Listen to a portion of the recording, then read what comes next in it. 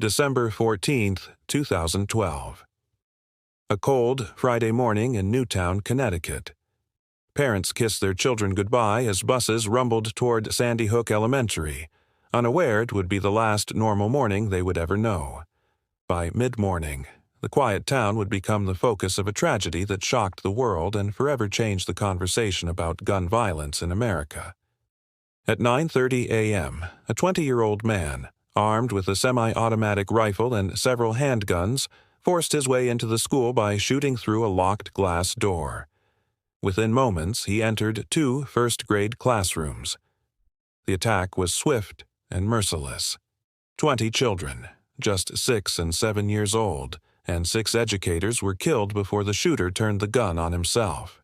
The entire ordeal lasted less than 11 minutes, but the chaos felt endless. Teachers barricaded doors and whispered calming words to terrified children. Office staff hid under desks while frantically calling 911. Police and paramedics raced through the snowy streets, their sirens cutting through the town's quiet.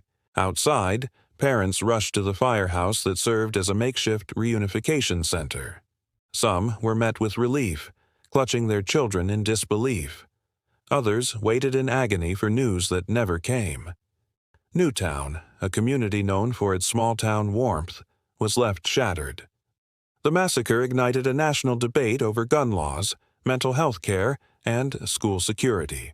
Lawmakers proposed stricter background checks and bans on assault weapons, while parents and survivors formed advocacy groups. The political fight was fierce, and years later, the arguments remain unresolved.